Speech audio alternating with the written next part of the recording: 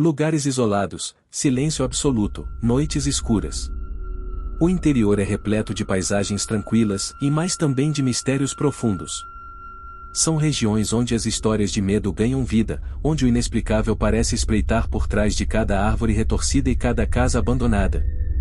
Hoje, você vai ouvir 3 relatos aterrorizantes de pessoas que viveram momentos inexplicáveis e assombrosos.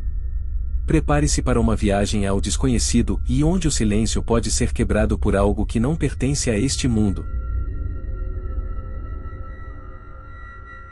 Meu nome é Eliana, tenho 32 anos e trabalho em uma farmácia na cidade mais próxima de onde moro. A vida aqui é pacata, e as pessoas se conhecem pelo nome e sobrenome. Minha casa fica isolada, no final de uma estradinha de chão batido, conhecida como Estrada do Brejo. Meus pais sempre me alertaram para evitar esse caminho à noite, principalmente quando a neblina é densa. Dizem que em noites assim, algumas pessoas já se perderam, mesmo conhecendo o caminho de cor. Mas para mim, era só um atalho para casa. Aquilo aconteceu em uma sexta-feira. O ônibus que pego todos os dias atrasou, e quando finalmente cheguei ao ponto de descida, já era quase meia-noite. O céu estava escuro como breu, e não havia uma única estrela visível. Ao colocar os pés na Estrada do Brejo, uma sensação estranha tomou conta de mim, como se estivesse sendo observada. Mas atribuí isso ao cansaço e à escuridão.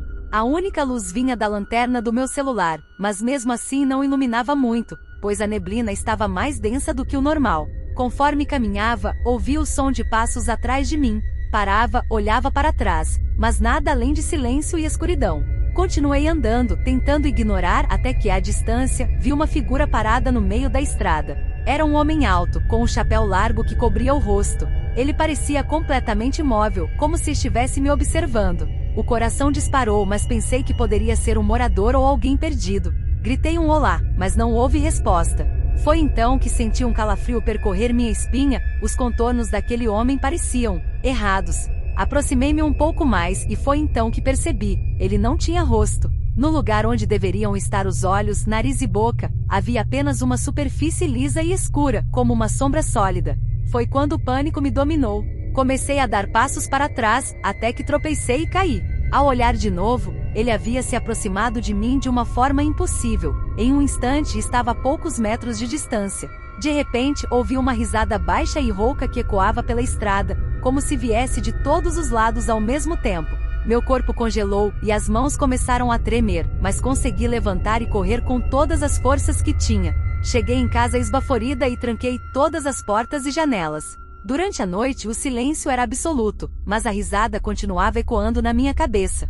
Desde aquele dia evito a Estrada do Brejo, principalmente à noite. No entanto, às vezes quando passo por lá durante o dia, sinto um vento gelado que faz as árvores se curvarem, e por um instante, parece que vejo um vulto à distância, sempre me observando, como se estivesse esperando a oportunidade certa para me encontrar novamente.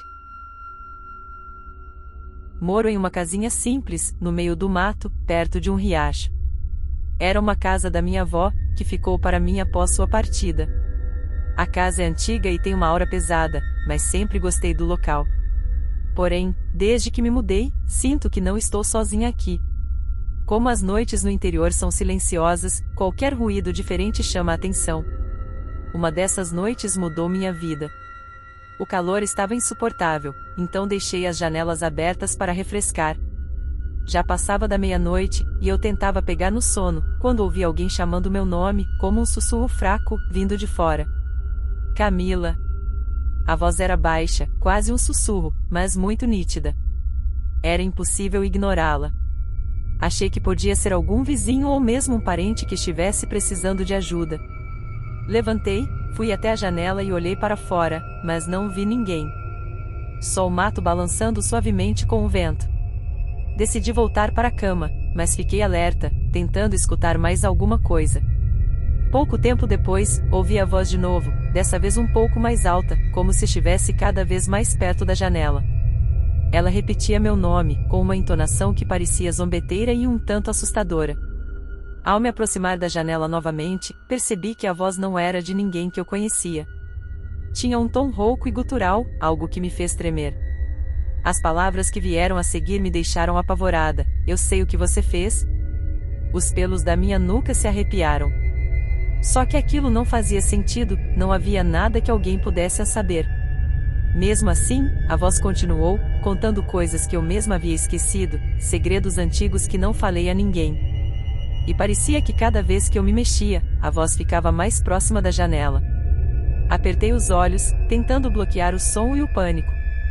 A voz continuava insistente, me chamando, me provocando, até que, por fim, ela parou. Quando olhei para o relógio, já eram 3 da manhã, e o silêncio voltou. Mas o medo nunca mais foi embora.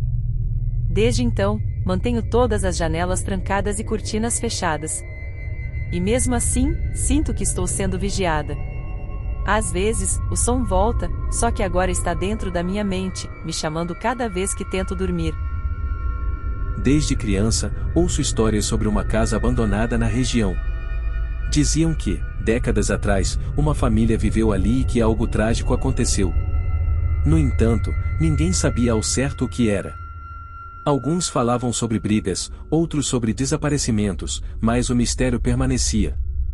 Os mais velhos evitavam a área e diziam que, quem fosse até lá à noite, podia ouvir os gritos de uma mulher. Quando eu e meus amigos completamos 17 anos, a curiosidade nos venceu. Decidimos que iríamos explorar a casa, para ver se os boatos eram reais.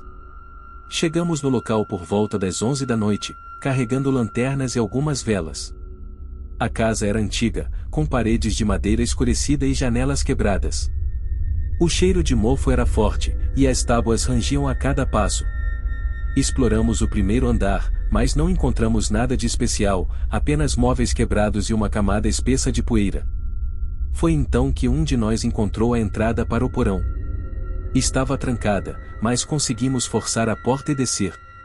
O porão era ainda mais sombrio e úmido, com marcas estranhas nas paredes. Pareciam arranhões, como se alguém tivesse tentado escapar. Então, enquanto investigávamos, ouvimos passos lentos e pesados vindo do andar de cima. Paramos, trocamos olhares assustados e prendemos a respiração. Foi quando uma música começou a ecoar pela casa, uma canção infantil antiga, mas distorcida, como se fosse um lamento. E, no meio da música, uma voz suave começou a cantar junto.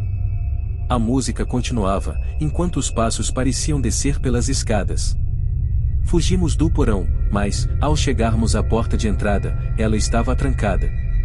Olhamos em volta, e vimos uma figura encurvada na entrada da cozinha, com cabelos longos e desgrenhados caindo sobre o rosto.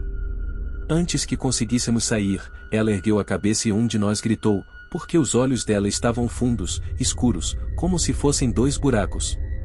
Conseguimos abrir a porta e correr, mas aquele amigo, que viu a mulher de perto, nunca mais foi o mesmo. Ele começou a ter pesadelos, sonhando que ela aparecia na beira de sua cama, sussurrando palavras incompreensíveis.